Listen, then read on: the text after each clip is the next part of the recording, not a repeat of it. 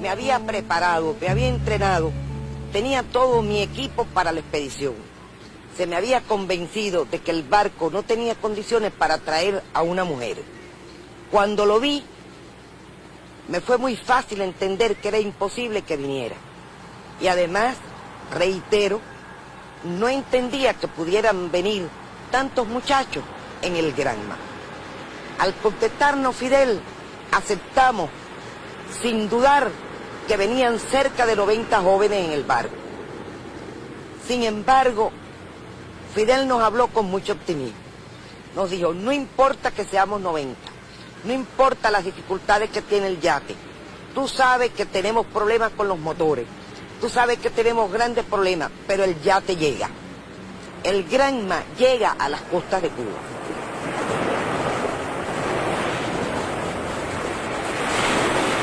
En condiciones muy difíciles,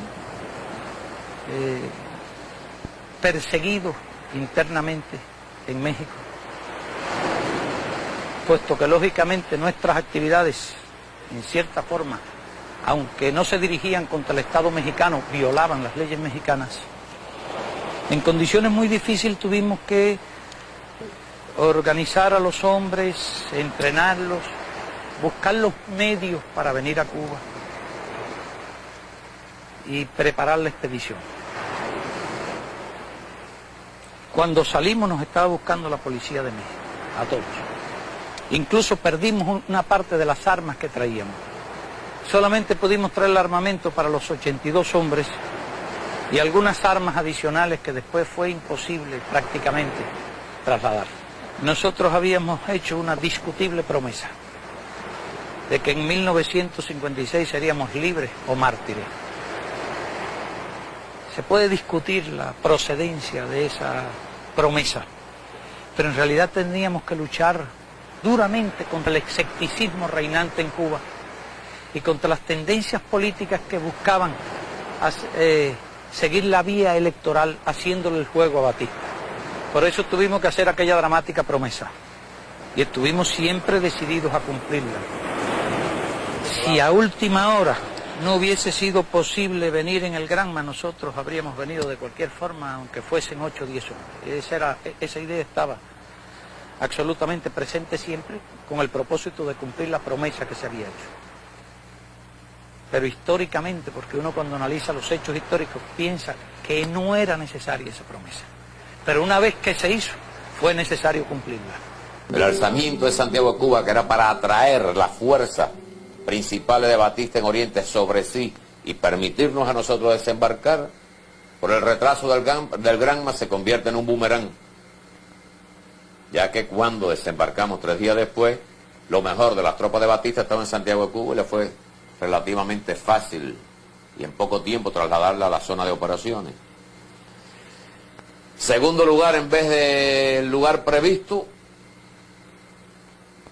desembarcamos desgraciadamente a pocas decenas de metros de una pequeña playa llamada Las Coloradas, que nos hubiera traído como consecuencia un ahorro de varias horas.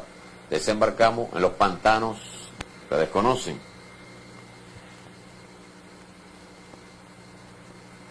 Allí recuerdo que mi pelotón fue el último en descender. El primer expedicionario en tirarse al agua fue René Rodríguez, que como era muy delgado, el agua le daba pecho y le decía a Fidel, ya de pie se puede caminar bien. Cuando se tiró Fidel, mucho más corpulento que él, Fidel se hundió en el lodo. El único bote que teníamos se bajó para poder ayudar a llevar los pocos metros que nos separaron de la costa, los pertrechos del personal, se hundió. Y mi pelotón fue el último en bajar. Y de todos los expedicionarios, el Che y yo los últimos en abandonar el Granma, que por cierto, cuando nos bajamos por la proa, el Che y yo comentábamos que en definitiva cómo se llamaba este barco, y no le habíamos el nombre, y él dijo, seguramente en la popa lo tiene. Entonces yo fui caminando hasta la popa del barco para ver y vi, y así le comuniqué el que se llama Granma. Entonces por primera vez ustedes saben cuando... No se nos ocurrió, por lo menos a los que ignoraban, nunca habíamos visto el Granma, preguntar cómo se llamaba. Empezando porque algunos creían que era un barquito chiquito que nos iba a llevar al barco grande en el cual vendríamos a Cuba. Y otros, cuando nos dijeron que no había más barco que ese, pensamos, entre ellos el Che, que seguro sería un barco de una gran velocidad. Y ya ustedes saben que por razón de la carga que traía, navegó a 6 o 7 nudos, por lo que hizo que el viaje se prolongara. Y un solo día de mar, era en invierno, un solo día de mar sereno, el resto fue bajo influencias de norte, grandes marejadas, tal extremo que llegando a Cuba, a Roque una ola se lo llevó de la cubierta, por lo cual perdimos un buen tiempo. Y se hizo, se produjo el desembarco más tarde de lo planificado. Es decir, nuestro grupo mantuvo una moral muy alta, igual que los demás grupos, si no, no hubiéramos ido a la sierra. Creíamos que incluso Fidel estaba muerto.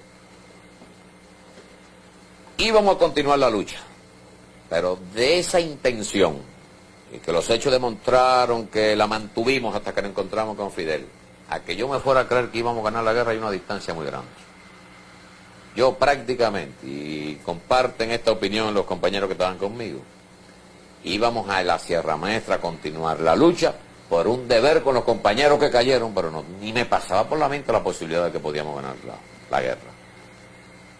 Una alegría es inmensa cuando me entero que Fidel está vivo, que está cerca donde yo acampo, allá en la finca de Hermes Cardero.